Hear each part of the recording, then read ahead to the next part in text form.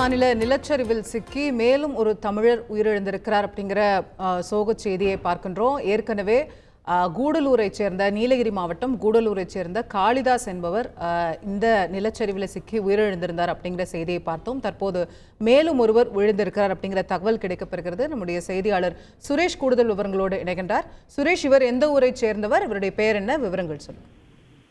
வணக்கம். நீலகிரி கேரள மாநிலம் வயநாடு மாவட்டத்தில் சூரமலை பகுதியில் ஏற்பட்ட நிலச்சரிவில் நூற்றுக்கணக்கான வீடுகள் மண்ணில் புதைந்து அடித்து செல்லப்பட்ட நிலையில் தோண்ட இறந்த உடல்கள் மட்டுமே வருகிறது. இதனைத் தொடர்ந்து கூடலூர் புளியம்பாறை பகுதியில் கட்டிடங்களுக்கு சென்ற காளிதாசர் என்பவர் உயிரிழந்த நிலையில் தற்போது அடுத்த கட்டமாக சூரமலை கிராமத்தின் நடுவே இருந்த சிவன் கோவிலில் பந்தலூர் ஐயங்குழி பகுதியைச் சேர்ந்த கல்யாணகுமார் அங்கு கோவிலில் அருகே வீட்டில் தங்கியவாறு அர்ச்சராக பணிபுரிந்து வந்தார்.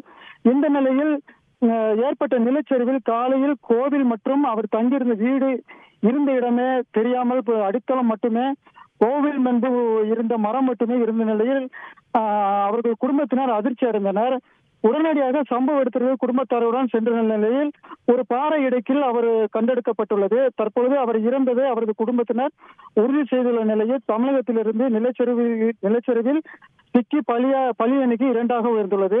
இறந்த கல்யாணகுமாருக்கு 50 வயது என்பதும் அவர் 10 வருடமாக அங்கு கோவில் அர்ச்சராக பணிபுரிந்ததும் தெரிய வந்துள்ளது. இவரது மனைவி மற்றும் ஒரு மகள் மற்றும் ஒரு மகன் இருக்கிற நிலையில் அந்த குடும்பமே தற்பொழுது சோகத்தில் ஆழ்ந்துள்ளது. தற்போது பலி எண்ணிக்கை 2ஆக உயர்ந்துள்ளது. நன்றி சுரேஷ்குமார், விரிவான தகவல்களுக்கு.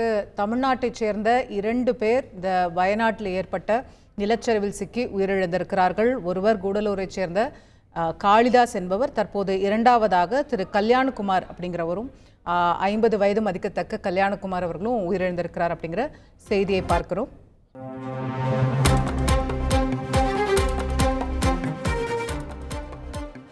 கேரளாவில் ஏற்பட்டிருக்கக்கூடிய நிலச்சரிவு என்பது கிட்டத்தட்ட 93 உயிர்களை பலிவாங்கி பெரும் சோகத்தை ஏற்படுத்தி வரக்கூடிய நிலையில் அதில் 2 தமிழர்களும் அடக்கம் அப்படிங்கிறத நம்ம பார்த்தோம்.